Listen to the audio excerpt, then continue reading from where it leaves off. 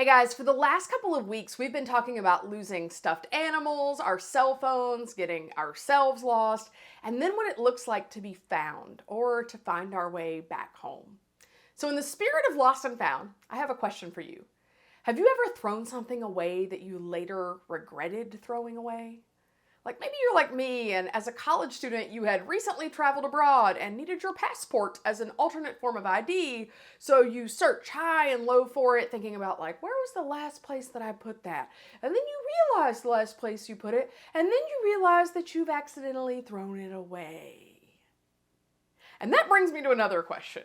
Have you ever felt ashamed of losing something valuable? Maybe you lost something that was really sentimental and couldn't be replaced. Or maybe you broke something that didn't belong to you. Or maybe you misplaced something and you knew that losing it was going to get you in trouble. It's difficult to lose something that really matters to you, but it's even worse when you know that it is your own fault. You might feel sad, you might feel guilty or be embarrassed or feel angry or ashamed. And then you might try to keep it a secret because you're afraid of what other people are going to say. Or maybe you just try to move on because remembering what you lost is upsetting. Over the last couple of weeks, we've been talking about things that are lost and how they get found again. Specifically, we've been talking about what we do when we feel a little lost. Sometimes we feel a little lost because we don't feel noticed or seen. Sometimes we feel a little lost because we don't feel valuable. Or sometimes we feel lost because we know that we've messed up and we're not sure how to fix it. Or in the metaphorical sense, we feel far from home and we're not sure how to find our way back.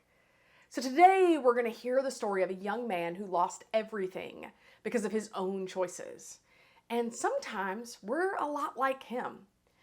Sometimes when we're talking about what we've lost, we're not actually talking about things or stuff. Maybe what we've lost is a relationship or trust or a good reputation. Maybe you did something to create distance between you and somebody that you really care about. Or maybe you feel distant from God either because of your choices or because you've never really been close to God before. Or maybe you made a mistake that ruined everything and you wish things could just go back to how they used to be. Throughout this series, we're looking at one chapter of the Bible, Luke 15. This chapter recounts a series of stories that Jesus once told about things that were lost and then found.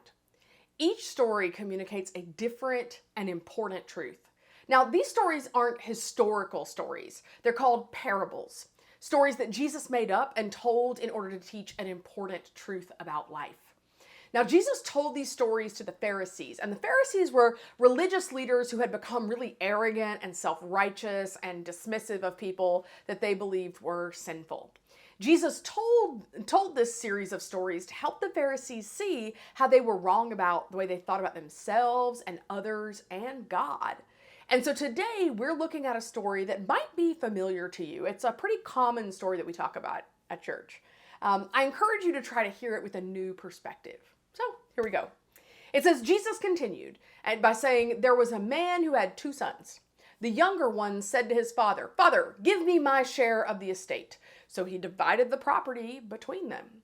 Not long after that, the younger son got together all that he had and set off for a distant country, and there he squandered his wealth in wild living.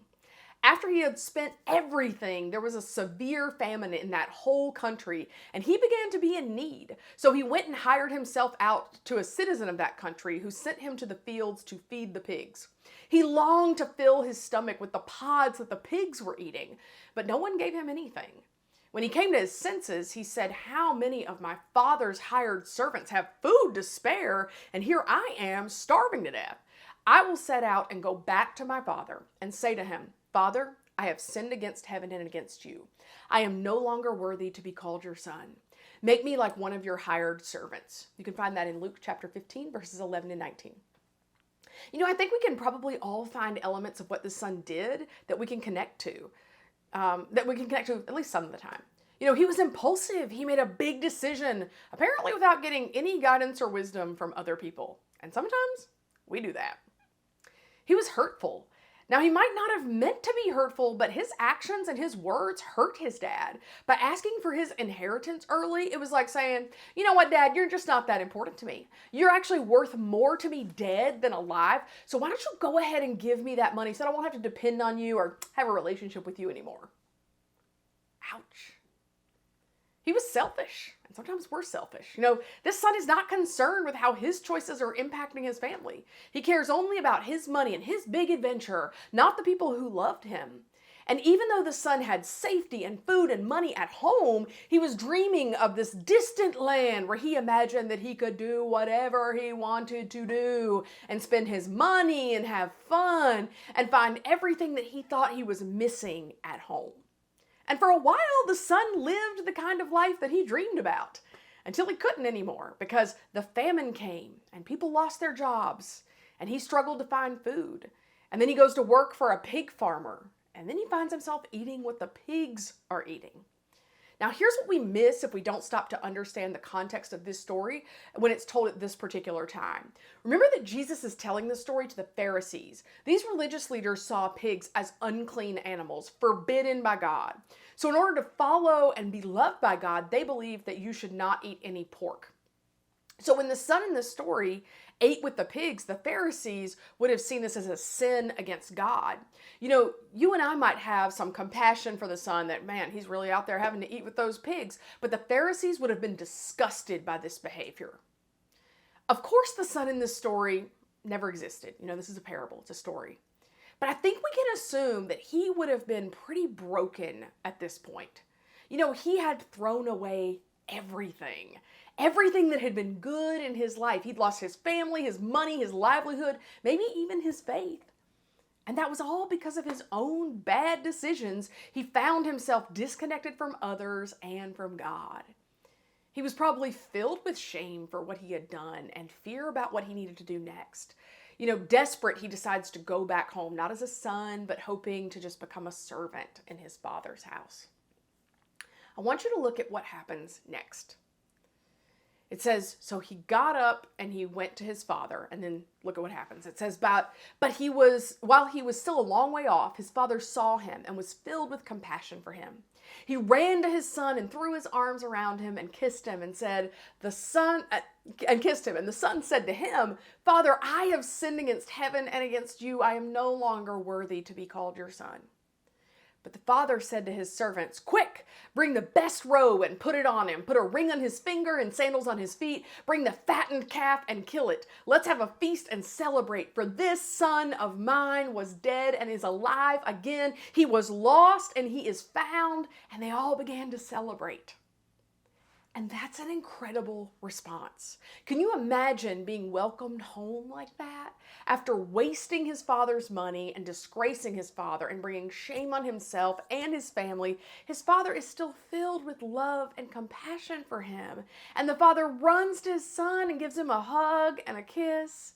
And a hug isn't the only thing that this father gives to his son. He gives him gifts. He gives him a robe and a ring and sandals. And these aren't just any gifts. These gifts signify that the father is accepting his son back into the family. The father didn't just allow the son, like, okay, well, you can move back home. He forgave him completely. And he welcomed him home.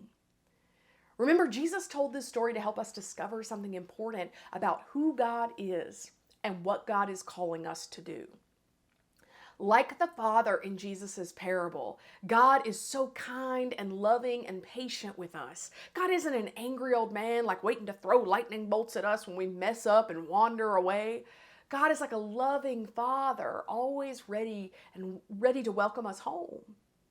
So when you've made decisions or mistakes that have led you far off from God, I hope you'll remember the son in this story and what he discovered about his father. When you feel lost, Jesus welcomes you back. So what about you? Have you ever felt disconnected from God because of your choices or your mistakes? Maybe you feel that way right now. Or maybe you've never felt connected with God in the first place. Are you not sure how to connect or reconnect with God? Are you not sure God would even want you back or cares that you've been gone? If you relate to any of those, I hope that you remember the story of this son.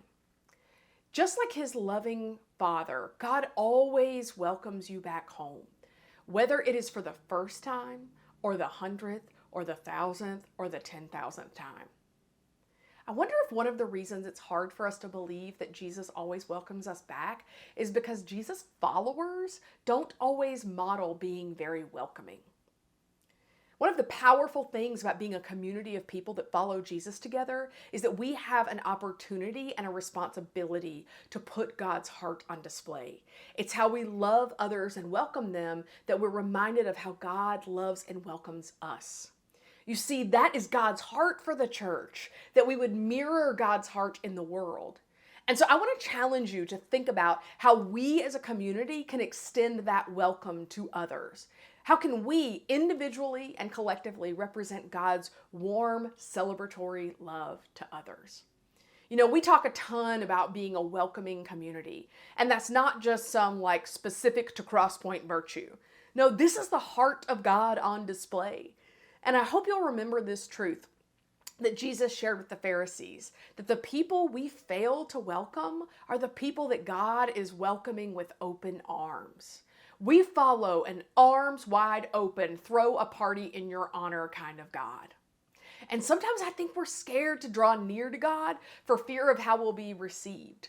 Let this serve as a reminder that every time you turn your heart to God, God welcomes you with love and rejoices with a full heart. Let the welcoming heart of Jesus impact you so deeply that you extend that same welcoming love to others.